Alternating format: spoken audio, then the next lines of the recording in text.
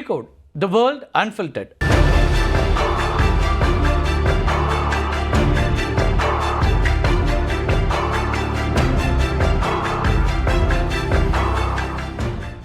அமெரிக்காவில் எந்த கட்சி ஆட்சியில் இருந்தாலும் இந்தியர்கள் முக்கிய பொறுப்புகள் இருப்பாங்கங்கிற ஒரு நிலை ஏற்பட்டிருக்கு. முந்தைய பைடன் அரசில் 130 இந்திய வம்சாவளியினர் ஆட்சி அதிகாரத்தில் இருந்தாங்க. இதில் உயர்ந்த பொறுப்பை அடைந்தவர் அப்படின்னா கமலா ஹாரிஸை சொல்லலாம். துணை அதிபராக இருந்து அதிபர் வேட்பாளர் வரைக்கும் உயர்ந்தாங்க. தற்போதைய ட்ரம்ப்போட ஆட்சியில் 2வது முறை அவர் பொறுப்பேற்ற பிறகு இருக்கக்கூடிய ஆட்சியில் இந்திய வம்சாவளியை சார்ந்த 80 பேர் முக்கிய பொறுப்புகளில் இருக்காங்க. இதில் மிக முக்கியமான ஒரு பொறுப்பு அப்படின்னு பார்த்தா நியூயார்க் நகரத்தினுடைய மேயர் இப்போ சமீபத்தில் தேர்வு செய்யப்பட்டிருக்கார் இல்லையா, ஜோரான் மம்தானி. அமெரிக்காவுடைய 2வது கடினமான பணி அப்படின்னு இந்த வேலைங்கிறது வர்ணிக்கப்படுது. ஏன்னா நியூயார்க் நகரத்தினுடைய மேயர் பதவி அப்படிங்கிறது அவ்வளவு பெரிய ஒரு நகரத்தினுடைய நிர்வாகத்தை பார்க்கக்கூடியது. முதல் கடினமான பணி என்ன அப்படின்னு கேட்டிருப்பீங்க, அது அதிபர் பதவி தான். நியூயார்க் நகரம் உலகத்தினுடைய ஃபினான்ஷியல் கேபிட்டலில் ஒன்று. இங்கே இருக்கக்கூடிய வால் ஸ்ட்ரீட் உலக பொருளாதாரத்தினுடைய ஒரு முக்கியமான மையமாக இருக்கக்கூடியது. வால் ஸ்ட்ரீட்டில் ஏற்படக்கூடிய ஏற்ற இறக்கங்கள் அப்படிங்கிறது உடனடியாக ஆசியா மற்றும் ஐரோப்பிய சந்தைகளில் எதிரொலிக்கக்கூடியது. 2008ஆம் ஆண்டில் நிதி நெருக்கடிக்கு வால் ஸ்ட்ரீட் நிறுவனங்களுடைய நடவடிக்கைகள் தான் மிக முக்கியமான காரணம். இதனால் நியூயார்க் மேயருடைய முடிவுகள் அப்படிங்கிறது அமெரிக்காவில் மட்டுமில்ல உலகளாவிய சந்தைகள்லையும் தாக்கத்தை ஏற்படுத்தக்கூடியதாக இருக்கும். 80 லட்சத்துக்கும் அதிகமான மக்கள் வசிக்கக்கூடிய அமெரிக்காவுடைய மிகப்பெரிய நகரம் நியூயார்க். நியூயார்க் நகரத்தின் ஆண்டு பட்ஜெட் இருக்கு இல்லையா, இது அமெரிக்காவில் இருக்கக்கூடிய எந்த ஒரு நகராட்சி பட்ஜெட்டை விட மிக பெருசு. இன்னும் வேற ஒரு விதத்தில் சொல்லணும் அப்படின்னா ஆண்டுக்கு 10 லட்சம் கோடி ரூபாய்க்கு பட்ஜெட் போடப்படக்கூடிய இந்த நியூயார்க்குடைய பட்ஜெட் இருக்கு இல்லையா, இது பெலாரஸ், இலங்கை இந்த நாடுகளுடைய பட்ஜெட்டை விட மிக மிக அதிகம், ஆண்டு பட்ஜெட்டை விட அதிகம். மேயர் நியூயார்க் நகரத்தினுடைய தலைமை நிர்வாகியாக இருப்பார். நான் ஏற்கனவே சொல்லியிருக்கேன், சுமார் 3 லட்சம் ஊழியர்களை கொண்ட ஒரு பெரிய அமைப்புக்கு தலைமை தாங்குபவர் இந்த மம்தானி. அமெரிக்காலேயே மிகப்பெரிய காவல்துறை NYPD, நியூயார்க் போலீஸ் டிபார்ட்மெண்ட். சுமார் 1 லட்சத்துக்கும் அதிகமான குழந்தைகள் படிக்கக்கூடிய மிகப்பெரிய பள்ளி அமைப்பு அப்படிங்கிறதும் இங்கே தான் இருக்குது. பல பிரம்மாண்டங்களை கொண்டது தான் இந்த நியூயார்க். நியூயார்க் நகரத்தினுடைய மேயர் பொறுப்புக்கு வர்றார் இல்லையா, அவர் பெரும்பாலும் தேசிய அரசியல் களத்தில் முக்கியத்துவம் பெறக்கூடிய ஒருவராக மாறுவார். நேஷனல் பாலிட்டிக்ஸ்லையும் அவருடைய இம்பார்ட்டன்ஸ்னு அதிகரிக்கும். இந்த பதவி பலருக்கு நாட்டின் அதிபர் அல்லது ஆளுநர் போன்ற உயர் பொறுப்புகளுக்கு செல்லக்கூடிய ஒரு தளமாக கூட இது வரைக்கும் இருந்திருக்குது. இத்தனை சிக்கலான பதவியில் தான் அமர்ந்திருக்கிறார் இந்திய வம்சாவளியை சார்ந்த ஜோரான் மம்தானி. நியூயார்க் நகரத்தினுடைய மேயராக முதலாக ஒரு இந்திய வம்சாவளியை சார்ந்த ஒருத்தர் பொறுப்பெடுக்கிறார், இஸ்லாமியர். அண்மையில் நடைபெற்ற தேர்தலில் ஜோரான் மம்தானியை தவிர வேறு ஒரு இந்திய வம்சாவளியை சார்ந்தவரும் மேயராக தேர்வாகி இருக்கிறாங்க. அவர் ஆஃப்தாப் புரேவால் சின்சினாட்டியினுடைய மேயர் தேர்தலில் வெற்றி பெற்றிருக்கிறார். புரேவாலுடைய தந்தை தேவேந்தர் சிங் புரேவால் பஞ்சாபை சேர்ந்தவர், தாய் திபெத்திய அகதி. சின்சினாட்டியினுடைய முதல் ஆசிய அமெரிக்க மேயர் இவர் தான். சின்சினாட்டி மேயர் தேர்தலில் புரேவால் பெருவாரியான வாக்குகளை பெற்று 2வது முறையாக மேயராகி இருக்கார். இவர் தோற்கடித்தது வேறு யாரையும் அல்ல, கோரி பௌமன். இந்த கோரி பௌமன் இருக்கார் இல்லையா, இவர் அமெரிக்க துணை அதிபர் JD வான்சனுடைய மாற்றாந்தாய் சகோதரர், ஹாஃப் பிரதர் அப்படின்னு அவரை குறிப்பிடலாம். கோரி பௌமனுக்கு ஆதரவாக JD வான்ஸ் பரப்புரை மேற்கொண்ட போதும் அவர் வெற்றி பெறவில்லை. மற்றொரு முக்கிய பொறுப்புக்கு தேர்வு செய்யப்பட்டிருக்கக்கூடியவர் கசாலா ஹஷ்மி. இவர் வெர்ஜீனியா மாகாணத்தினுடைய துணைநிலை ஆளுநராக தேர்வாயிருக்கிறார். அமெரிக்க வரலாற்றிலேயே ஒரு மாநில அளவில் தேர்ந்தெடுக்கப்பட்ட முதல் இஸ்லாமிய பெண்மணி இவர் தான். வெர்ஜீனியா மாநில அளவில் தேர்ந்தெடுக்கப்பட்ட முதல் இந்திய அமெரிக்கர் மற்றும் முதல் தெற்காசிய பெண்மணியும் இவர் தான். துணைநிலை ஆளுநராக வெர்ஜீனியா மாநில செனட்டிற்கும் தலைமை தாங்குவார். ஏதாவது ஒரு முடிவு தொடர்பாக செனட்டில் சமமான வாக்குகள் விழும்போது இவருடைய ஒரு ஓட்டு இருக்கு இல்லையா, இது டை பிரேக்கிங் ஓட்டாக இருக்கும். கசாலா ஹாஷ்மி ஹைதராபாத்தில் பிறந்தவங்க. தன்னுடைய 4 வயதில் குடும்பத்தோட அமெரிக்காவுக்கு குடிபெயர்ந்தவர். அரசியலுக்கு வரதுக்கு முன்னாடி அவர் பல ஆண்டுகளாக கல்வித்துறையில் பணியாற்றியிருக்கிறார். குறிப்பாக சார்ஜன்ட் ரெனால்ட்ஸ் கம்யூனிட்டி காலேஜில் ஆங்கில பேராசிரியராகவும் இயக்குநராகவும் பணியாற்றியவர். இது தவிர அமெரிக்க நாடாளுமன்றத்தினுடைய பிரதிநிதிகள் சபையில், ஹவுஸ் ஆஃப் ரெப்ரசன்டேட்டிவ்ஸ் இருக்காங்க இல்லையா, அதில் பல இந்திய அமெரிக்கர்கள் உறுப்பினர்களாக இருக்காங்க. முதல்ல 1957 தான் ஜனநாயக கட்சியை சார்ந்த ஒருத்தர் தான் இந்திய வம்சாவளியை சார்ந்த ஒருத்தர் ஒரு பொறுப்புக்கு வராரு. தலிப் சிங் சாந்த் அப்படிங்கிற அவர் தான் அமெரிக்க நாடாளுமன்றத்தினுடைய பிரதிநிதிகள் சபையினுடைய உறுப்பினராக தேர்ந்தெடுக்கப்படுறாரு. 50 ஆண்டுகளுக்கு பிறகு குடியரசுக் கட்சியினுடைய பாபி ஜிண்டால் பிரதிநிதிகள் சபை உறுப்பினர் ஆனார். அதுக்கு பிறகு பல ஜனநாயக கட்சியினர் அரசியலில் நுழைஞ்சிருக்கிறாங்க. அமி பெரா அப்படிங்கிறவங்க கலிஃபோர்னியா மாகாணத்தினுடைய உறுப்பினர். காங்கிரஸில் நீண்ட காலம் பணியாற்றக்கூடிய இந்திய அமெரிக்கர் இவர் தான். ராஜா கிருஷ்ணமூர்த்தி உங்கள் எல்லாருக்கும் தெரியும், ஒரு தமிழர், இலினாய்ஸ் மாகாணத்தினுடைய உறுப்பினராக இருக்கிறாரு. நீண்ட நெடுங்காலமாக அங்கே அரசியலில் ஈடுபட்டிருக்கக்கூடிய ஒருத்தர். ரோ கண்ணா கலிஃபோர்னியா மாகாணத்தினுடைய உறுப்பினராக இருக்கிறாரு. பிரமீளா ஜெயபால் வாஷிங்டன் மாகாணத்தினுடைய உறுப்பினர். காங்கிரஸுக்கு தேர்ந்தெடுக்கப்பட்ட முதல் இந்திய அமெரிக்க பெண்ணும் கூட இவர் தான். ஸ்ரீ தனேதர் மிக்சிகன் மாகாணத்தில் உறுப்பினராக இருக்கிறாரு. அதே போல் சுஹாஸ் சுப்பிரமணியம் வெர்ஜினியா மாகாணத்தினுடைய உறுப்பினர். இந்திய வம்சாவளியை சார்ந்த பிரதிநிதிகள் சபை உறுப்பினர்கள் கூட்டாக சமோசா காக்கஸ் அப்படின்னு குறிப்பிடப்படுறாங்க. இந்த சமோசா காக்கஸ் அப்படிங்கிறது பொதுவாக ஊடகங்கள் மற்றும் அரசியல் நோக்கர்களால் பயன்படுத்தப்பட்டாலும் இது இந்திய அமெரிக்கர்களுடைய அரசியல் செல்வாக்கின் வளர்ச்சியை குறிக்கும் ஒரு பெருமைக்குரிய அடையாளமாகவும் பார்க்கப்படுது. இந்த சொல்லை முதல்ல அறிமுகப்படுத்தியவர் ராஜா கிருஷ்ணமூர்த்தி தான். உங்களுக்கு ராஜா கிருஷ்ணமூர்த்தி நினைவு இருக்கும், நிறைய முறை அவர் இந்திய ஊடகங்களில், குறிப்பாக தமிழ் ஊடகங்களில் பேசியிருக்காரு.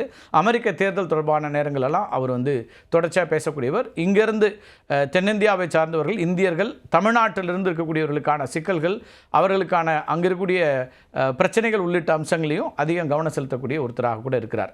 பாபி ஜிண்டால் 36 வயசில் லூசியானாவுடைய ஆளுநராக தேர்ந்தெடுக்கப்பட்ட போது அமெரிக்காவுடைய மிகவும் இளைய ஆளுநர்கள் ஒருவராக இருந்தார். பாபி ஜிண்டால் 2016ஆம் ஆண்டு அமெரிக்க அதிபர் தேர்தலில் போட்டியிட முயற்சித்தார். ஆனால் குடியரசுக் கட்சியினுடைய முதன்மை தேர்தல், அவங்களுடைய பிரைமரி எலெக்ஷன்ஸ் இருக்கு இல்லையா, அதில் போதுமான ஆதரவை பெற முடியாததுனால விலகிட்டார். இப்போ இன்னொருத்தரும் கடந்த தேர்தலில் அதிகம் பேசப்பட்ட ஒருத்தராக இருந்தார், விவேக் ராமசாமி. அமெரிக்க அரசியலில் சமீபகாலமாக பெரும் கவனத்தை ஈர்த்திருக்கக்கூடிய ஒரு இந்தியா வம்சாவளியை சார்ந்த ஒருத்தர். 2024 அமெரிக்க தேர்தலுக்கான வேட்பாளர்களுக்காக குடியரசுக் கட்சியினுடைய பிரைமரியில் போட்டியிட்டார். ஆனால் போதிய ஆதரவு கிடைக்காததுனால விலகிட்டார். அதில் தான் அப்புறம் டொனால்ட் ட்ரம்ப்பே இப்போ திரும்பவும் அவங்க கட்சியிலிருந்து அதிபர் தேர்தலுக்கு போட்டியிட்டு வெற்றி பெற்றிருக்கிறார். ஒரு பெரிய மருந்து நிறுவனத்தினுடைய நிறுவனராக இருக்கிறார். ராய்வெண்ட் சயின்ஸ் நிறுவனத்தினுடைய தற்போதைய சந்தை மூலதனம், அவருடைய நிறுவனம் இருக்கு இல்லையா, அதனுடைய சந்தை மூலதனம், மார்க்கெட் கேபிட்டலைசேஷன் இந்திய மதிப்பில் தோராயமாக 1,20,000 கோடி ரூபாய். அமெரிக்காவில் இருக்கக்கூடிய சில பொது வர்த்தக நிறுவனங்களை விடவும் மிகப்பெரியது. ராய்வெண்ட் நிறுவனம் தனித்துவமான வணிக மாதிரியை கொண்டது. மற்ற மருந்து நிறுவனங்கள் ஒதுக்கிவிட்ட அல்லது சராசரியாக மேம்படுத்த தவறிய மருந்துகளை பெற்று அவற்றை சிறப்பாக மேம்படுத்தி வணிகமயமாக்குவதுதான் இந்த நிறுவனத்தினுடைய மாடல். அரசியல்வாதிகளை தவிர அதிகார மட்டத்திலும் இந்திய வம்சாவளியினர் கோலோச்சிட்டு இருக்காங்க அப்படின்னு சில பேரை பார்க்கலாம். அதில் நிக்கி ஹாலே ஐக்கிய நாடுகள் சபைக்கான முன்னாள் அமெரிக்க தூதர், முன்னாள் குடியரசுக் கட்சியினுடைய அதிபர் வேட்பாளரும் கூட. அதேபோல் டாக்டர் விவேக் மூர்த்தி அமெரிக்காவினுடைய சர்ஜன் ஜெனரல், பொது சுகாதாரத்தினுடைய தலைமை அதிகாரியாக இருக்கிறார். ரிச்சர்ட் வர்மா வெளியுறவுத்துறையில் மிக முக்கியமான பொறுப்புகளை எல்லாம் வகித்தவர். Neil Chatterjee federal energy regulatory கமிஷனுடைய முன்னாள் தலைவர். பல ஆண்டுகளாக இந்திய அமெரிக்கர்கள் அமெரிக்க அரசியலில் வரையறுக்கப்பட்ட பாத்திரத்தையே வகித்திருக்காங்க. ஆனால் இப்போது அவர்கள் ஒரு பெரிய பங்களிப்பிற்கு தயாராகி வருகிறார்கள் அப்படிங்கிறது தான் சமீபத்திய 10 ஆண்டுகளுடைய இந்த நிலவரம் அப்படிங்கிறது குறிப்பிடக்கூடியதாக மாறி இருக்கிறது அப்படின்னு பார்க்குறோம்.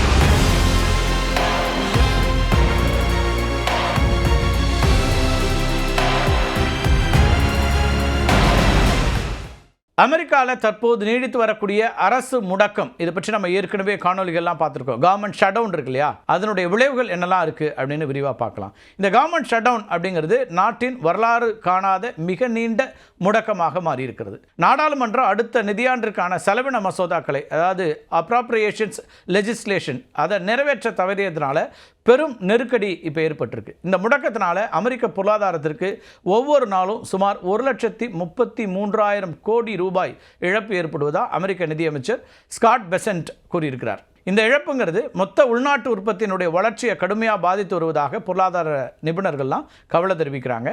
அரசு முடக்கம் காரணமாக சுமார் 9 லட்சம் மத்திய அரசு ஊழியர்கள் கட்டாய விடுப்பில் அனுப்பப்பட்டிருக்கிறாங்க. காவல்துறை, விமான போக்குவரத்து கட்டுப்பாடு போன்ற அத்தியாவசியமான துறைகளில் பணிபுரியக்கூடிய 2 லட்சம் பேர் ஊதியம் இல்லாமல் பணிபுரிய வேண்டிய கட்டாயத்தில் இருக்கிறாங்க. ஊதியம் கிடைக்காதனால இவர்களுடைய தனிப்பட்ட கடன்கள், வாடகை, அது மட்டும் இல்லாமல் செலவுக்கு நெருக்கடி உண்டாகி இருக்குது. அரசு ஒப்பந்தங்களை நம்பி இருக்கக்கூடிய சிறு வணிகங்கள், அது மட்டும் இல்லாமல் அரசாங்க நிதியுதவி திட்டங்களை பெறக்கூடிய நிறுவனங்களும் பாதிக்கப்பட்டிருக்கின்றன. 4 கோடிக்கும் அதிகமான அமெரிக்கர்கள் உணவுக்காக நம்பி இருக்கக்கூடிய சப்ளிமெண்டல் நியூட்ரிஷன் அசிஸ்டன்ஸ் ப்ரோக்ராம் இருக்கு இல்லையா, SNAPன்னு அவங்க சொல்கிறாங்க, அது முடங்கி இருக்கு. குறைந்த வருமானம் கொண்ட தனிநபர்கள் மற்றும் குடும்பங்கள் ஆரோக்கியமான உணவுகளை வாங்க உதவுவதுங்கிறது தான் இந்த திட்டத்தினுடைய நோக்கம். தகுதி உள்ளவர்களுக்கு ஒரு மின்னணு நிதி பரிமாற்ற அட்டை, அதாவது electronic benefit transfer EBT card அப்படின்னு மூலமாக பணம் வழங்கப்படும். இந்த EBT அட்டையை பயன்படுத்தி சூப்பர் மார்க்கெட்டுகளில் உணவுப் பொருட்களை மட்டுமே வாங்கிக் கொள்ளலாம். ஆனால் சூடான உணவு, மது, சிகரெட் போன்றவற்றை வாங்க முடியாது. இந்த திட்டத்துக்கு அமெரிக்க அரசு, அதாவது அமெரிக்காவுடைய ஃபெடரல் கவர்மெண்ட் தான் நிதி அளிக்கும். மாநில அரசுகள் திட்டத்தை நிர்வகிப்பாங்க. இப்போ ஜனநாயக கட்சியினர் மக்களுக்கு சுகாதார காப்பீட்டு கட்டணங்களை குறைக்க உதவக்கூடிய ACA அப்படின்னு சொல்லப்படக்கூடிய அஃபோர்டபுள் கேர் ஆக்ட் மானியங்களுக்கு முழுமையாக நிதியளிக்க வேண்டும் அப்படின்னு கோரிக்கை வைக்கிறாங்க. ஆனால் அதிபர் ட்ரம்ப்பை பொறுத்த வரைக்கும் அவரும் அவருடைய கட்சியினரும் ACA மானியங்களை ரத்து செய்ய வேண்டும் அப்படின்னு சொல்கிறாங்க. இதன் காரணமாக தான் அமெரிக்க அரசு துறைங்கிறது முடங்கி இருக்குது. இந்த கவர்மெண்ட் ஷட் டவுன் அப்படிங்கிறது நீடிக்குது. இந்த முடக்கம் எவ்வளவு காலம் நீடித்தாலும் ACA தொடர்பான நிதி கோரிக்கைகள் நிறைவேறாத வரைக்கும் எந்த ஒரு தற்காலிக தீர்மானத்தையும் ஆதரிக்கப் போவதில்லை அப்படின்னு ஜனநாயக கட்சி ரொம்ப அழுத்தமாக சொல்லுது. முடக்கம் காரணமாக தேசிய நல நிறுவனம், நோய் கட்டுப்பாட்டு மற்றும் தடுப்பு மையங்கள் போன்ற சுகாதார நிறுவனங்களுடைய செயல்பாடுகளும் பாதிக்கப்பட்டிருக்கின்றன. ஹெட் ஸ்டார்ட் போன்ற குழந்தை பராமரிப்பு திட்டங்களுக்கான நிதி நிறுத்தப்பட்டிருக்கிறதுனால பல மாநிலங்களில் மையங்கள் மூடப்பட்டு குழந்தைகளுக்கு கல்வி மற்றும் ஊட்டச்சத்து கிடைக்கவில்லை அப்படிங்கிற தகவலையும் பார்க்குறோம். விமான போக்குவரத்து கட்டுப்பாட்டாளர்கள், அது மட்டும் இல்லாமல் போக்குவரத்து பாதுகாப்பு நிர்வாக அதிகாரிகள் ஊதியம் இல்லாமல் பணியாற்றக்கூடிய ஒரு சூழல் இருக்கிறதுனால பணிக்கு வராமல் விடுப்பு எடுப்பவர்களுடைய எண்ணிக்கை அதிகரித்து விமான நிலையங்களில் தாமதம், அது மட்டும் இல்லாமல் பாதுகாப்பு குறைபாடுகள் ஏற்படக்கூடிய ஒரு அபாயமும் ஏற்பட்டிருக்குது. 4000 முதல் 5000க்கு மேற்பட்ட விமானங்கள் நாடு முழுவதும் தாமதமாகிட்டு இருக்கின்றன. சாதாரண நாட்களில் விமான தாமதங்களில் 5% மட்டும்தான் ஊழியர்கள் பற்றாக்குறைங்கிறதுனா ஒரு காரணமாக இருக்கும். ஆனால் அரசு முடக்கத்தின் போது மொத்த தாமதங்களில் 80% வரைக்கும் ஊழியர் பற்றாக்குறை தான் முக்கிய காரணமாக இருக்குது. இதுக்கு தீர்வு காண்றதுக்காக ஃபெடரல் ஏவியேஷன் அட்மினிஸ்ட்ரேஷன் என்ன பண்ணுறாங்கன்னா அதிரடியாக ஒரு அறிவிப்பை வெளியிடுறாங்க. அதன்படி நாட்டில் அதிக போக்குவரத்து உள்ள விமான நிலையங்களில் விமான சேவையை 10% குறைப்பதாக அறிவிச்சிருக்காங்க. இதனால் வரக்கூடிய நாட்களில் சுமார் 1800 விமானங்கள் வரைக்கும் ரத்து செய்யப்படலாம் அப்படின்னு விமான போக்குவரத்து ஆய்வாளர்கள் மதிப்பிடுறாங்க. நவம்பர் மாத இறுதியில் வரவிருக்கக்கூடிய தேங்க்ஸ் கிவிங் டே இருக்கு இல்லையா, இது ரொம்ப முக்கியமான நாள். அந்த காலகட்டங்களில் பயண காலத்தின் போது விமான பயணம் உச்சக்கட்டத்தை அடையும் அப்படின்னு எதிர்பார்க்கப்படுது. அதாவது ஒரு நாள் ஒன்றுக்கு 30 லட்சம் பேர் வரைக்கும் விமான பயணங்களை மேற்கொள்வாங்க. இப்போ இந்த தேங்க்ஸ் கிவிங் டேயில் நவம்பர் மாதத்தினுடைய 4வது வியாழக்கிழமை கொண்டாடப்படுது. அப்போது ஏராளமானவர்கள் திங்கட்கிழமை வரைக்கும் விடுமுறை எடுத்துக்கொண்டு சொந்த ஊர்களுக்கு போவாங்க. லாங் வீக்கெண்டுன்னு போயிடுவாங்க. பணியாளர்களுடைய பற்றாக்குறை நீடிச்சுன்னா இந்த விடுமுறை காலத்தில் பெரும் பயண குழப்பங்கள் ஏற்படக்கூடிய ஒரு நிலை ஏற்படுங்கிற ஒரு அச்சம் இருக்குது. அரசை காக்க செலவின மசோதாவுக்கு வாக்களிக்க செனட்டில் 60 வாக்குகளுடைய தேவை இருக்குது. ஆனால் குடியரசுக் கட்சி, ஜனநாயக கட்சிகளுக்கு இடையே சுகாதார சேவை மானியங்கள், அந்த ஹெல்த் கேர் சப்சிடிஸ் இருக்கு இல்லையா, அது குறித்த கொள்கை வேறுபாடுகள் தான் இந்த முடக்கத்திற்கு காரணமாக இருக்குது. இந்த முடக்கம் அப்படிங்கிறது ஒரு நிதி அல்லது நிர்வாக பிரச்சனை மட்டும் இல்லை, மாறா நாட்டினுடைய மிக அடிப்படையான சேவைகள் மற்றும் சட்டம் ஒழுங்கை பாதிக்கும் ஒரு தேசிய நெருக்கடியாக பார்க்கப்படுது. தற்போதைய அரசு முடக்கம் வரலாற்றிலேயே மிக நீண்ட முடக்கமாக மாறியிருக்கிறது. அதாவது 37 நாட்களுக்கு மேலாக இந்த கவர்மெண்ட் ஷட் டவுன் தொடர்ந்துட்டு இருக்கு. இது முந்தைய முடக்கங்களை முறியடிச்சிருக்கு. முடக்கத்தை முடிவுக்கு கொண்டு வர்றதுக்கு எந்த ஒரு உறுதியான ஒப்பந்தமும் இன்னமும் எட்டப்படலை. ஜனநாயக கட்சியை பொறுத்த வரைக்கும் மலிவு விலை பராமரிப்பு சட்டம் ACA காப்பீட்டு மானியங்களை ஹெல்த் கேர் சப்சிடிஸ் நீட்டிக்கணும் அப்படின்னு கோரிக்கை வைக்கிறாங்க. குடியரசுக் கட்சியினர் அரசு முதல்ல செயல்பட வேண்டும் அப்படின்னும் அதுக்கு பிறகுதான் மானியங்கள் குறித்து விவாதிக்க முடியணும் அப்படின்னு சொல்கிறாங்க. தற்காலிக நிதியுதவி மசோதா இருக்கு இல்லையா, அதுவும் வரக்கூடிய நவம்பர் 21ஆம் தேதி காலாவதி ஆகுது. அதற்குள்ள தீர்வு எட்டப்படாவிட்டால் நெருக்கடி மேலும் அதிகரிக்கும். அதிபர் டொனால்ட் ட்ரம்ப் பேச்சுவார்த்தைக்கு தயாராக இல்லை அப்படின்னு திட்டவட்டமாக சொல்லிட்டாரு.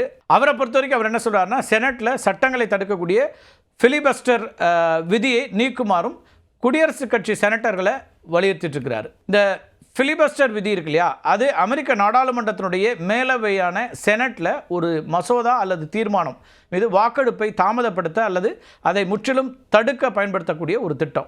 ஒரு செனட்டர் அல்லது ஒரு சிறிய குழுவினர் தொடர்ந்து நீண்ட நேரம் பேசுவதன் மூலமாக வாக்கெடுப்பு நடைபெறுவதை தடுத்து மசோதாவை நிறுத்தி வைக்கக்கூடிய ஒரு வழிமுறை. இந்த விதியை நீக்கிட்டா நிதி மசோதாவை நிறைவேற்றி விடலாம் அப்படின்னு நினைக்கிறாரு அதிபர் ட்ரம்ப். மக்களுடைய பிரச்சனைகளுக்கு தீர்வு காணாமல் 2 கட்சியினரும் பிடிவாதம் பிடிக்கிறதுனால அமெரிக்க பொருளாதாரம் கடும் நெருக்கடிகளை சந்திக்கும் அப்படின்னு தான் சொல்லப்படுது. இந்த கவர்மெண்ட் ஷட் டவுன் நீடிக்க அமெரிக்காவுக்குள்ளேயும் குழப்பங்கள் நிறைய நீடிக்குது. நிறைய பேருக்கு வேலை இல்லை, வேலைக்கு வர்றவங்களுக்கும் ஊதியம் இல்லை, அதே போல் மற்ற நிறுவனங்களை சார்ந்தவர்களுக்கும் ஒரு சிக்கல் உண்டாகுது. அமெரிக்காவுடைய அன்றாட பணிகளில் தொய்வு ஏற்படுகிறது அப்படிங்கிறது தான் மிக முக்கியமாக மாறி இருக்கிறது. இந்த ஷட் டவுன் எப்போது முடிவுக்கு வரும் அப்படிங்கிற எதிர்பார்ப்போடு அமெரிக்கர்கள் காத்திருக்கிறாங்க. மீண்டும் ஒரு காணொலியை சந்திக்கலாம் நண்பர்களே. நன்றி, வணக்கம்.